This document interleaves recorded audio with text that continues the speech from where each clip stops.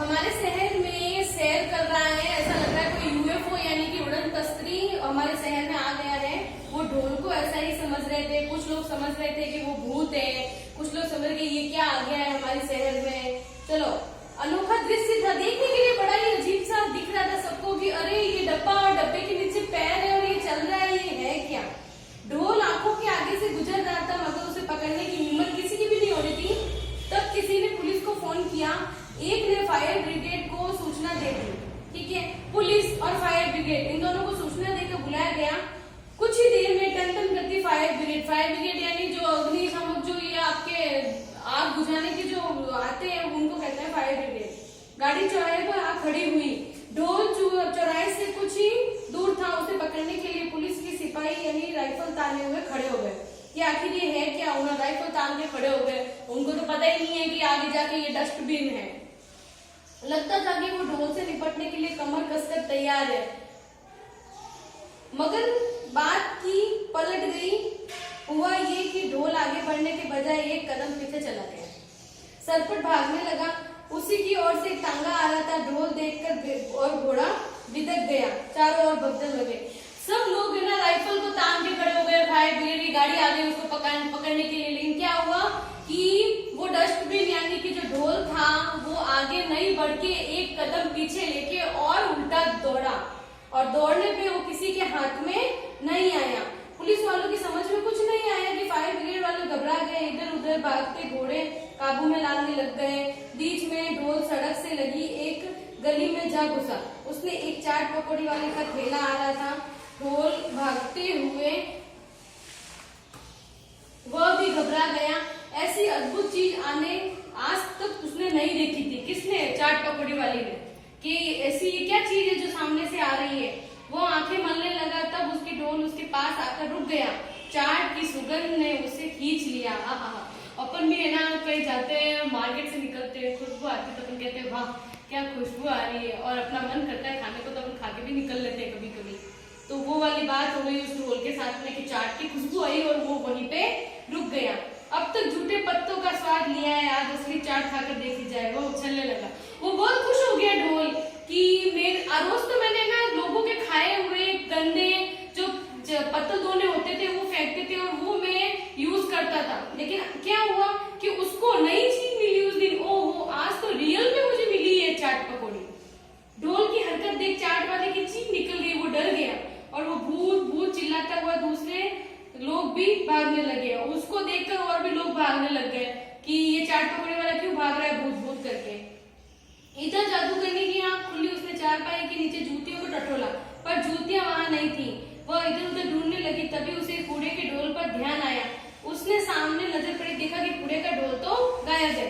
जादूगरनी सोच में पड़ गई। उसने ध्यान से देखा दरवाजे की ओर, जमीन पर जूतियों के निशान भी थे। पल भर में वो हमारी सारी बात समझ गई और जादुई जूतियों को भी कुछ ना कुछ गुल खिलाया। अब उसने क्या किया, जब उसकी आंखें खुली उसने देखा कुछ भी नहीं है, तो वो सोचे कि वो ले ये क्या हुआ, ढोल भी गायब है और जूतियां भी। तब उसके दिमाग में बत्ती जल गई कि ये क्या हुआ है, कुछ तो गड़बड़ है।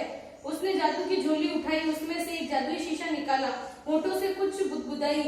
बुदबुदाना यानी बोलना, जैसे जादू करते तो देखा होगा जादूगरी ऐसे ऐसे करके और कुछ ना मंत्र बोलते हैं, चाहे वो कुछ भी बोलते हैं, उनके पास एक टेक्निक होती है बोलने की, जादू करने की। तो शीशे पर 3 बार फूंक मारी, शीशा जैसे टेलीविजन की स्क्रीन बन गया।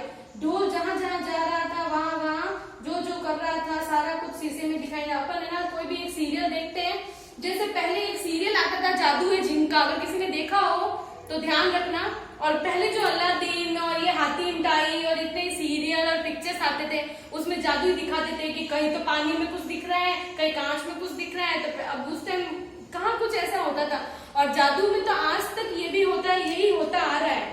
तो उसने भी शीशे में देखा और उसको सब पता चल रहा है कि शीशे में क्या है, ढोल कहाँ और क्या शैतानी कर रहा है। ढोल की शैतानी देखकर जादूगरनी को हंसी आ गई। तभी उसे शीशे में पुलिस की गाड़ी दिखाई दी। वह घबरा गई, सोचने लगी कि कहीं ढोल के साथ जादुई जूतियां भी पुलिस के कब्जे में चली जाए तो।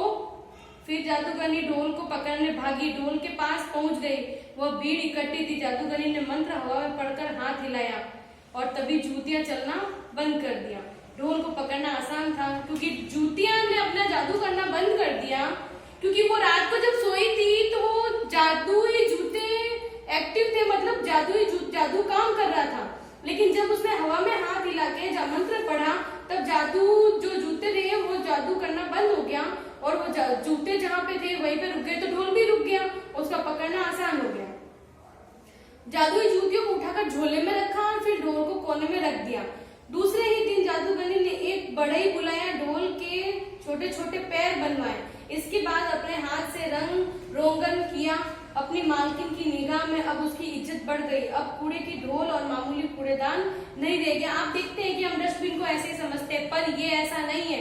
डस्टबिन या कोई भी निर्जीव वस्तु बोलती नहीं है, लेकिन वो भी अपना काम, उसका भी बहुत एक जरूरत होती है, वो उपयोगी होती है। अपने घर में डस्टबिन नहीं हो तो हम कचरा कहाँ फेंकेंगे? तो उसने भी उसे रिस्पेक्ट दी उस जादूगरनी ने। पहले वो नहीं करती थी, लेकिन जिस दिन उसको ऐसा महसूस हुआ उसकी गलती का, तो उसने उसके नीचे पैंदे में जो जादुई जूते थे उसको हटा के और पैंदे में रियल पैर लगवाए, जो बड़बड़ाई से यानी खाते से बुलवा के। तो लगाने के बाद उसकी भी इज्जत बढ़ाई। और हमें ये शिक्षा मिलती है कि डस्टबिन में ही कचरा डालना चाहिए और हर चीज की इज्जत करनी चाहिए। अपने घर में कोई भी ऐसी वस्तु नहीं है जो फालतू है, अपने को तोड़ा ताड़ी भी नहीं करनी चाहिए। क्यों ऐसा लगता है जब अपने घर में जब वो चीज फालतू है तो लाते ही क्यों है? कोई भी चीज जरूरत होती है तभी लाते हैं, ठीक है। तो आज का ये पार्ट हमारा हो गया पूरा और मैं आपको इसके ना सब्जेक्ट डाल दूंगी लिखने के लिए, आप लिखेंगे और इसे याद करेंगे और नेक्स्ट क्लास में आपको क्वेश्चन आंसर करवाएंगे। Thank you.